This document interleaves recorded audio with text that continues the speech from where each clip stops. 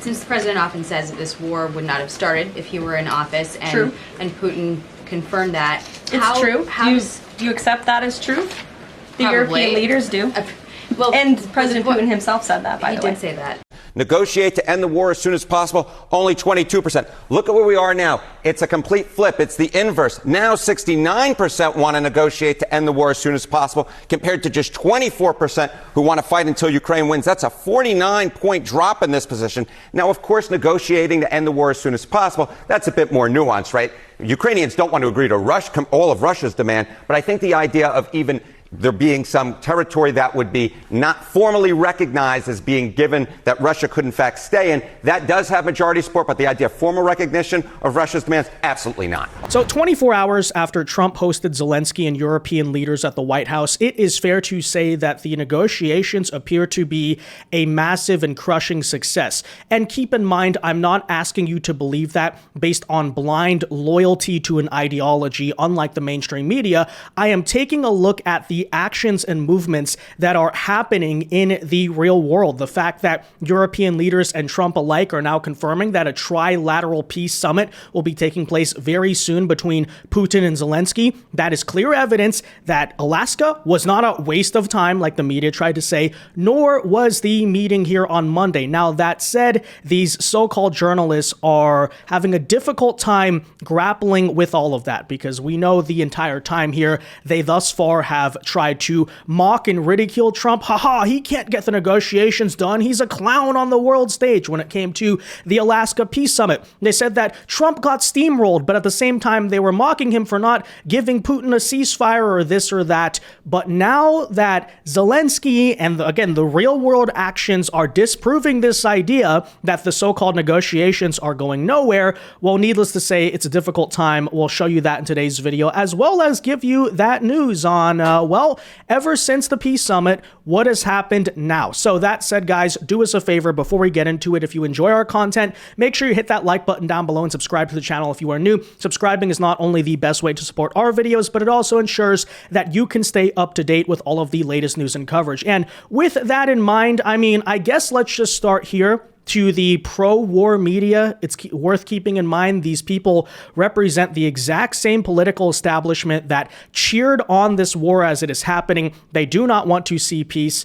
Well, ultimately, the American public appears to disagree with them, because despite all of the constant fear-mongering, he's surrendering to Putin, how dare he host this war criminal on American soil, recent polling from The Economist and YouGov, which, keep in mind, was not exactly a favorable poll to Trump in the 2024 election, showed that, again, despite the TDS, a plurality of the American public does indeed support negotiating for peace, even if that means meeting with the evil Putin. How dare you do that, right? As you can see, 46% approved of Trump's meeting with Putin, only 41% disapproved. Not a good picture here for the narrative. So that in mind, of course, yesterday you saw this image of Zelensky and the European leaders all sitting around at the Oval Office. A lot of people tried to mock and ridicule it, except this did not last very long, because we saw yesterday that there was more positive signs of the negotiations in terms of, and this is always a big thing to figure out, if it's going somewhere, if there's actually serious progress being made, the negotiations will last longer, right? It was a big piece of hype going into the Trump-Putin summit. Well, if it lasts 15 minutes, that's bad news. Well, actually, when it came to the European meeting, apparently, as you can see here, they actually brought the European leaders into the Oval Office here after they had that lunch to continue meeting with them. This is how long it went on. It was going here for hours. Not a single leader had left the White House for a very long time here, as it went much longer than it was expected. So long, actually, that Zelensky had to cancel his interview with Special Report. And again, what does this mean? It hints at progress, right? And if you don't believe the progress, we'll show you what's been announced today. But first, here you go. Here's some recapping of what was going on yesterday, where again, this was a serious negotiation, not Trump just grandstanding. Take a listen. Historic meeting between European leaders, Ukrainian President Vladimir Zelensky and President Trump. concluding with the leaders about an hour ago. However, it's still continuing at the White House. It comes just 3 days after President Trump met with Russian leader Vladimir Putin in Alaska. President Trump says one of his goals is to set up a three-way summit with Putin and Zelensky. He says he thinks a deal to end the war can be reached. Now, the meeting lasted longer than anticipated. Leaders started arriving there at about 1 p.m. this afternoon. They are still at the White House, we're told, in the Oval Office. President Trump and Zelensky have been meeting in the Oval Office with others for about 20 minutes. We plan to have an exclusive interview with Ukrainian President Zelensky should that meeting end before 7 p.m. Of course, the topic of heavy discussion amidst all of that was the fact that President Trump made a phone call to Putin in the middle of the meeting. But then after that, the European leaders came in and talked to them even more. Now, very interesting photo today was released from that call. And you can see here a map. It looks very blurred, but it's of Ukraine, showing the eastern parts, that includes Crimea, and I assume that's the Donetsk region, being filled in red. This is also an interesting indicator because it suggests, despite the fact that they really said they weren't going to go into that in yesterday's meeting, that perhaps the question, the ever-pertinent question of territory came up. This very likely would look like what the final sort of Russian partition of the situation is going to be. The reason why I've highlighted thus far this is so significant is that, well, when it comes to Zelensky and what Ukraine's going to be willing to accept, one concession you're going to have to give, if you want a realistic peace deal, because if not, Russia's just going to keep fighting the war and not want to leave, is Ukraine willing to give up any territory? Well, thus far, for a very long time, Zelensky was saying no. Now you're hearing the conversation shift. Now you're not hearing so much talk about territory. Rather, they're saying security guarantees. Apparently, this map was shown and openly discussed. So again,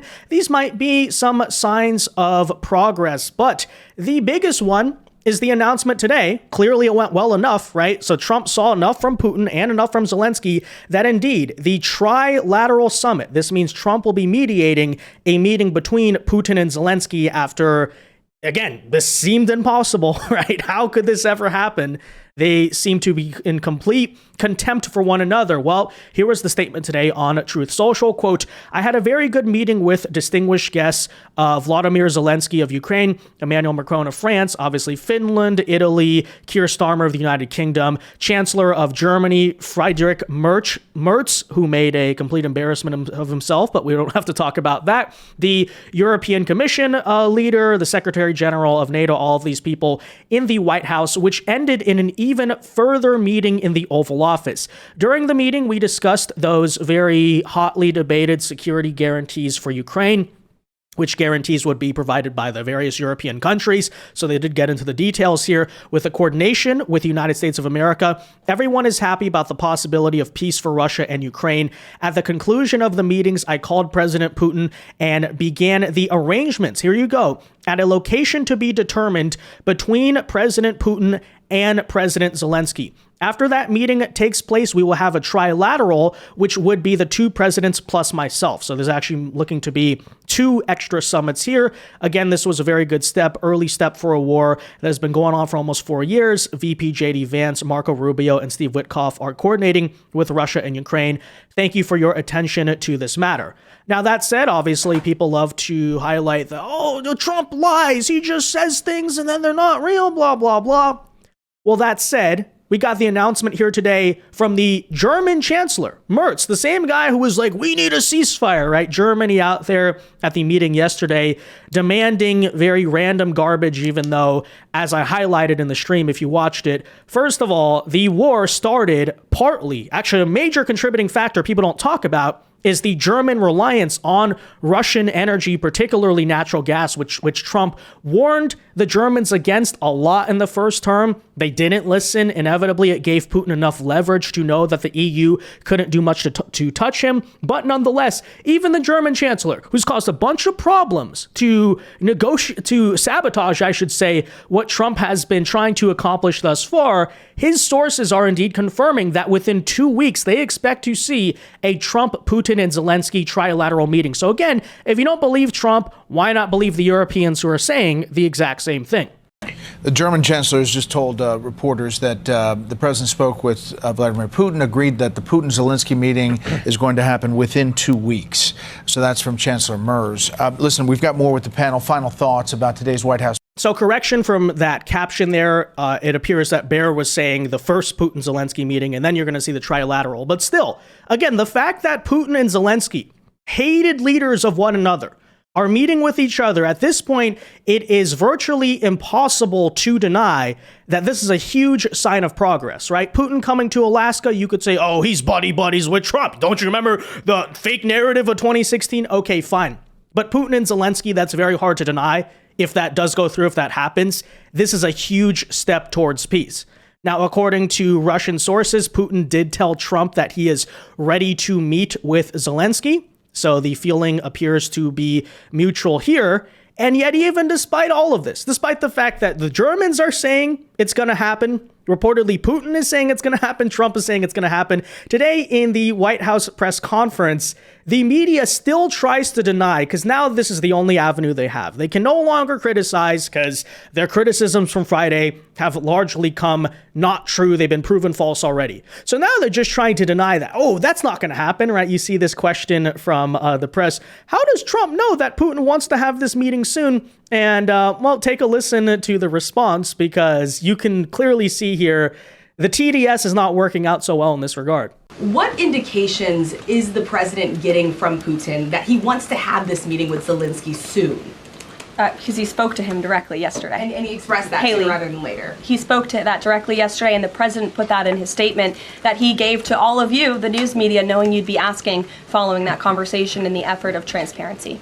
What a stupid question, by the way. After everything we've seen, all the sources from different countries are saying, yes, it's going to happen. They've agreed that it should happen.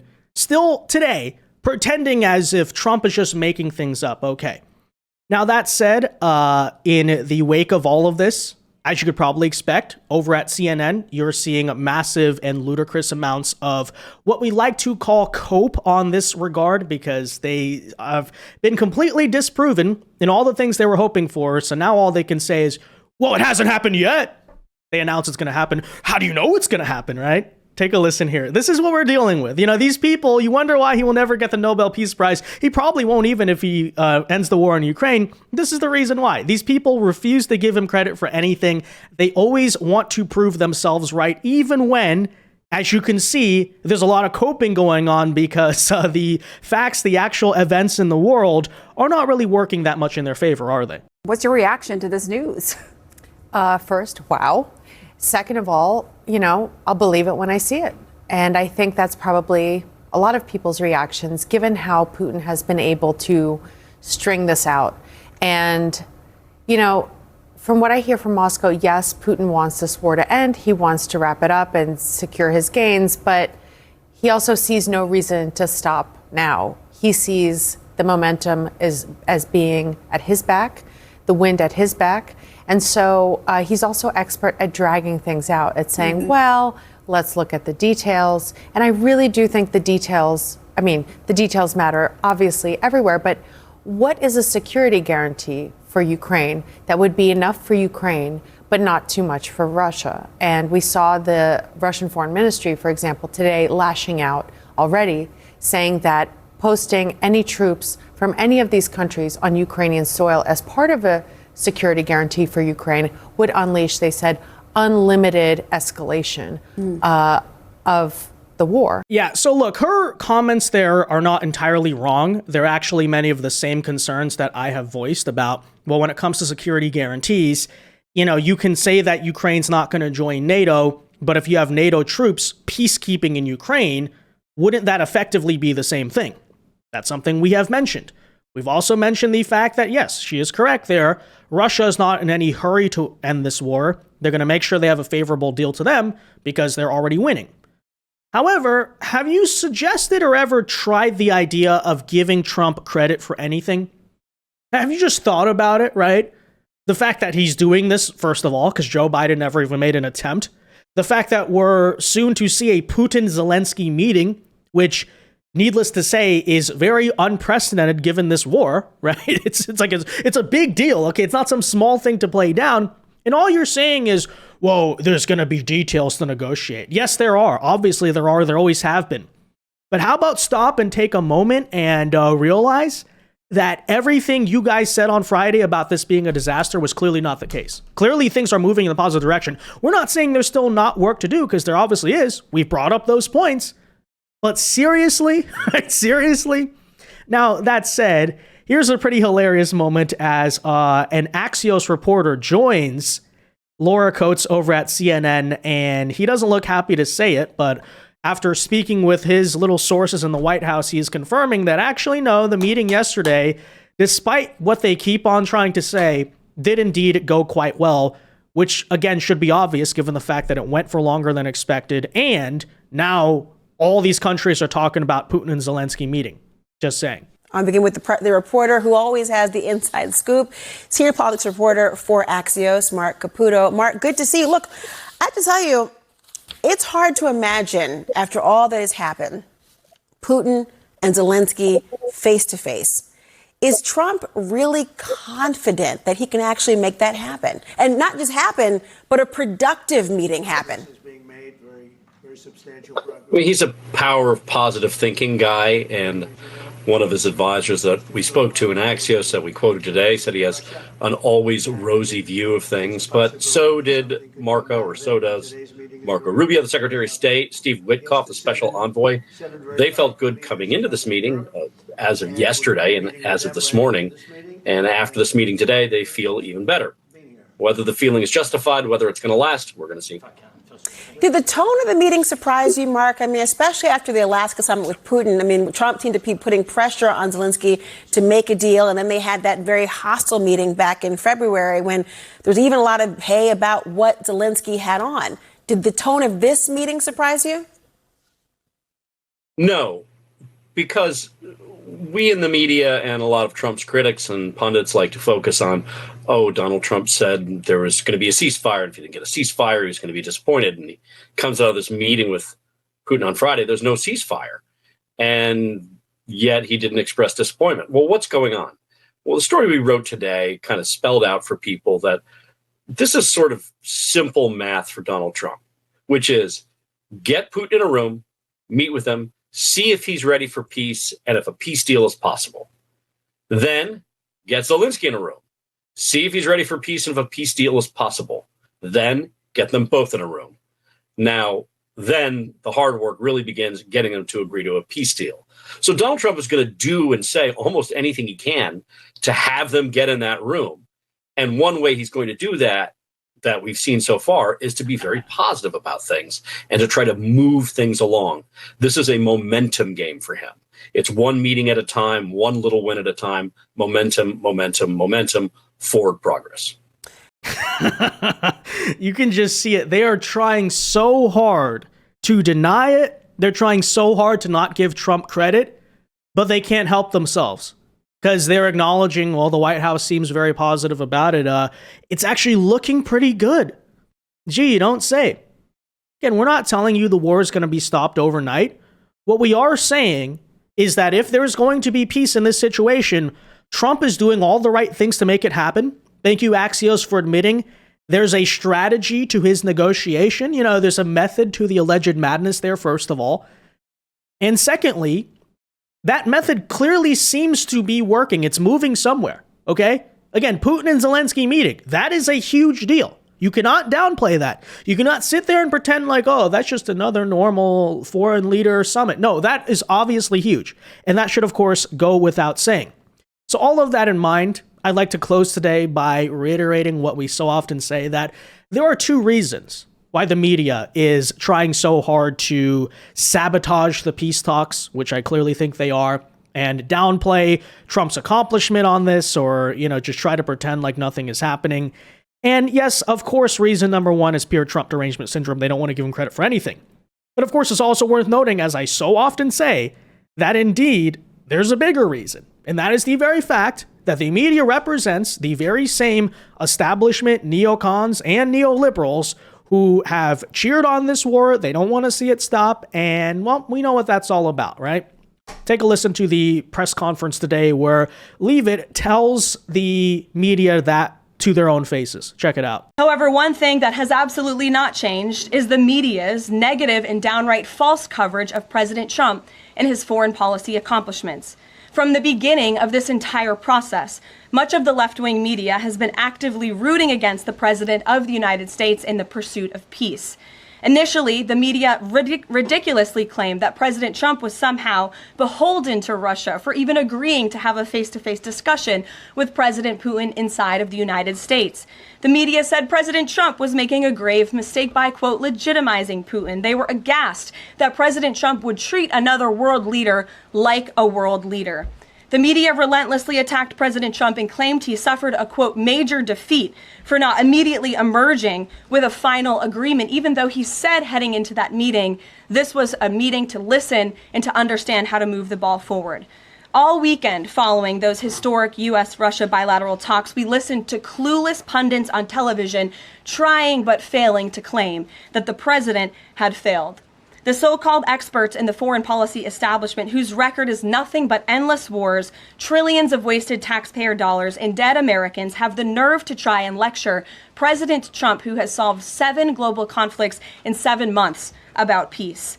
This is the same president, by the way, who brokered the Abraham Accords in his first term, on top of more than half a dozen other peace deals this year alone, as I just said.